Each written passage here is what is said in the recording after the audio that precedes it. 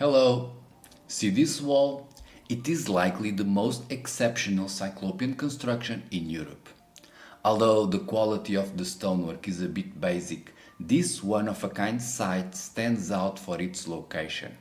Whilst all the other Cyclopean walls in Europe are found in clusters, just a stone thrown away from the Mediterranean Sea, today's wall is isolated, thousands of kilometers inland, deep inside Central Europe, in what is now Poland.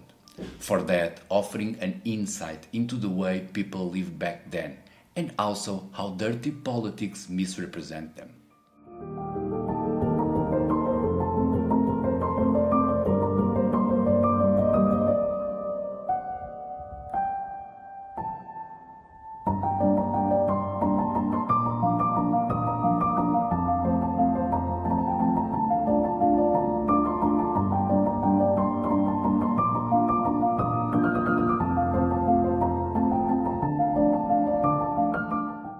Cyclopean walls come out in packs, like herd animals, as they are not to be found just one or two alone, but in clusters of dozens of mysterious ruins, often one per hilltop.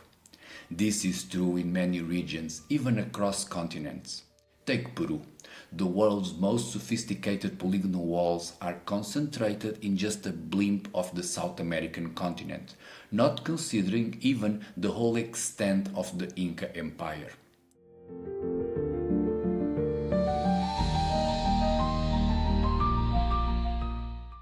In Japan, another site where people had this crazy phase of fitting odd-shaped stones together, they also have plenty of examples left in the main island and nothing to show for in the northern one. Nor could they engage the Chinese neighbors in this strange hobby.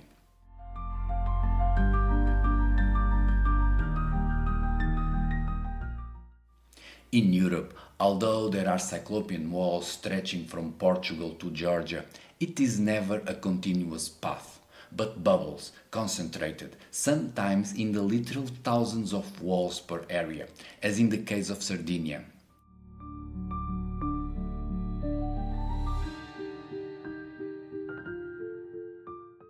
All this localized devotion to the stone puzzles is a strong reason to support the overall idea I've been assembling here.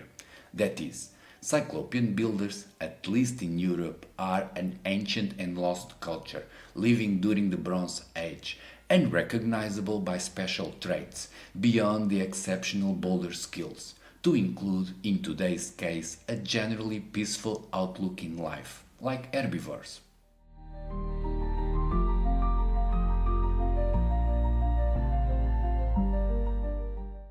Side note, did you know the bull is often a revered animal amongst Cyclopean cultures?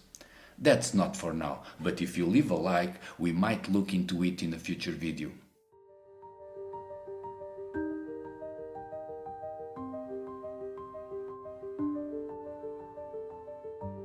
Over 1,000 kilometers away from all the other Cyclopean wonders, we have today's wall.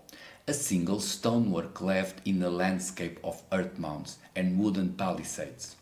Although isolated, this wall of Zindrama in the region of Malopolska or Lesser Poland is truly Cyclopean, for the following reasons. 1. It is properly dated to the Bronze Age, as Cyclopean walls should.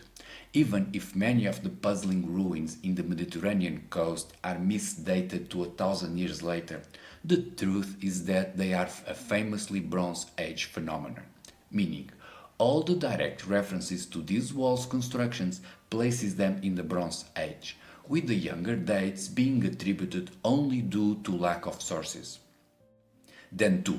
The construction style in Zindrama is in fact Cyclopean, although a bit sloppy, nothing like the sophisticated 3D puzzles of Delphi, but Cyclopean nonetheless, built with big boulders cut to fit and not using mortar. A technique that requires dedication, skill and nerve, since when these things are not done properly, they tend to crumble, and fast. Both arguments fit with the estimate date of construction, around 1800 BC, early in the Bronze Age, but still younger than the fancy works down in Greece.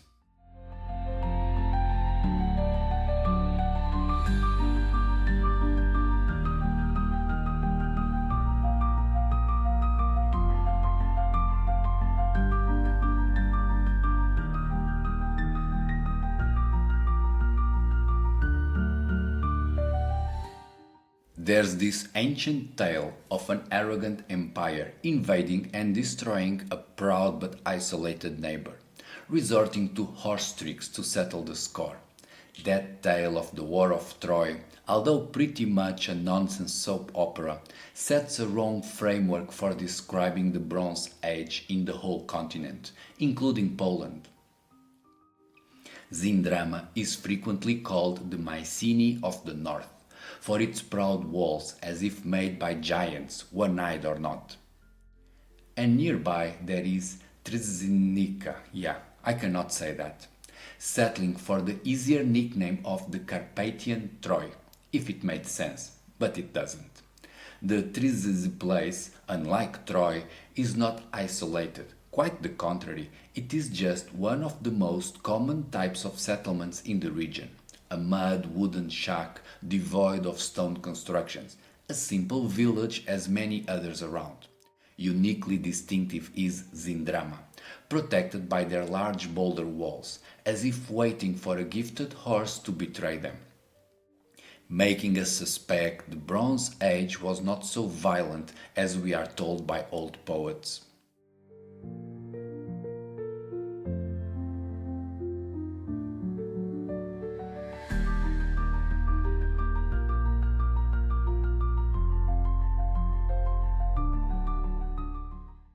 Before the construction of that wall, the locals were busy with the megalithic long tomb called Kuyaiwan.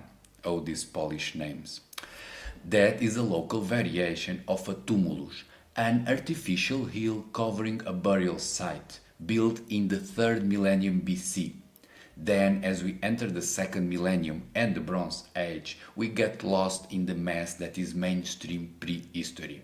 It's like this.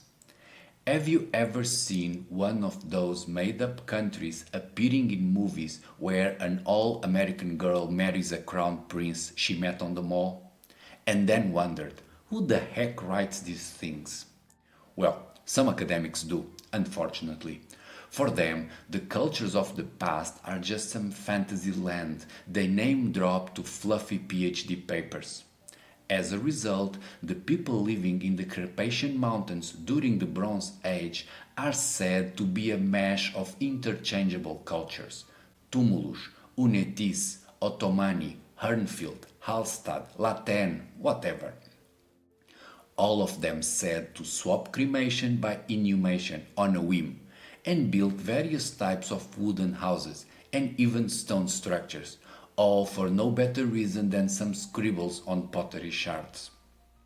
So, all this creative writing, mixing the works of Homer and Sunday afternoon TV, poured into bureaucratic papers, are leaving us no closer to understanding who built that wall, and needing to take on the road.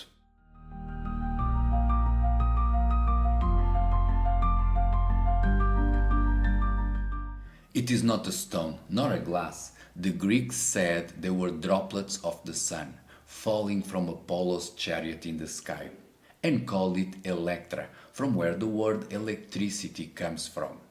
A high profile deserved because it is nature's best holder of static electricity, that party trick lifting hairs and making occasional sparks. This weird material is amber, a fossilized tree resin created by a freak accident of nature, leaving like 90% of the world's deposits in the Baltic Sea.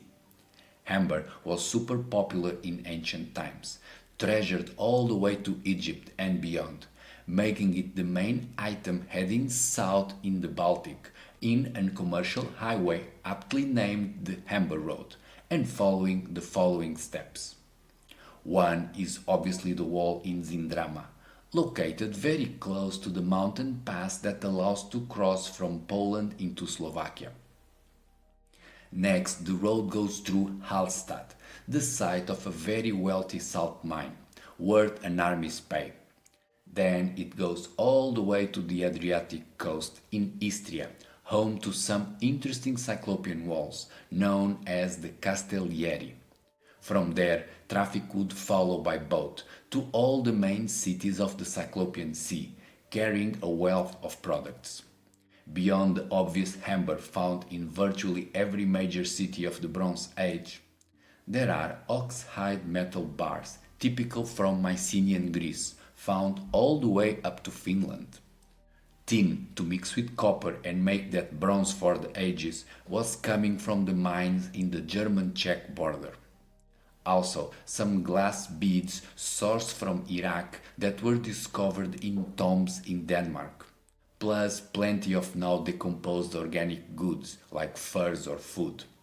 For carrying all that stuff on the Amber Road, people would not just travel but also settle, thus providing us the most likely explanation for the construction of the Zindrama Wall. Maybe it was built by people coming from the Mediterranean coast along the Amber Route, revealing how cosmopolitan Bronze Age societies were, and also how impossible it is to fix ancient borders based on portable objects like pottery.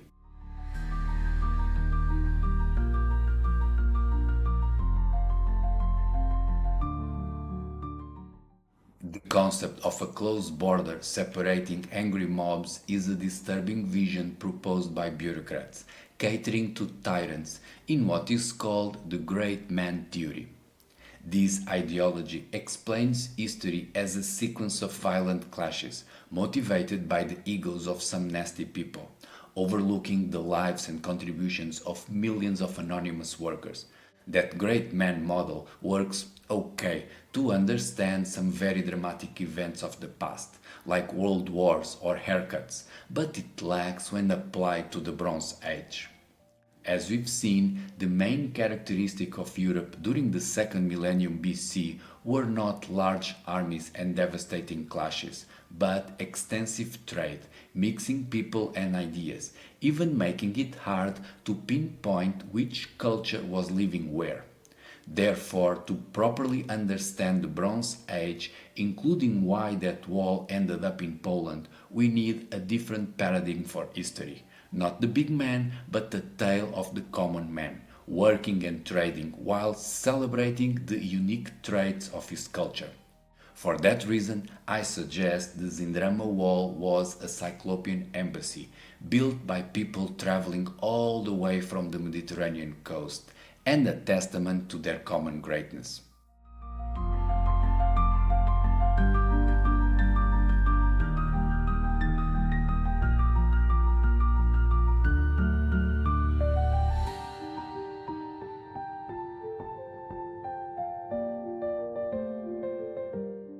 Here's the thing.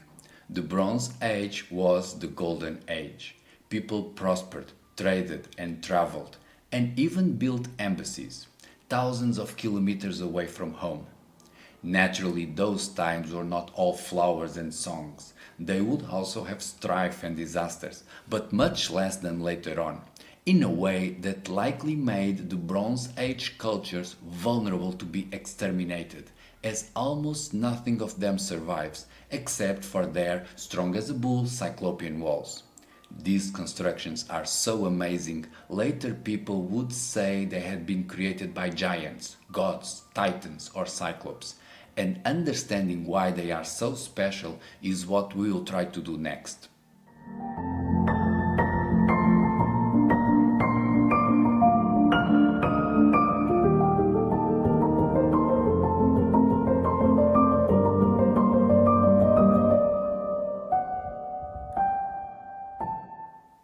That's it for today.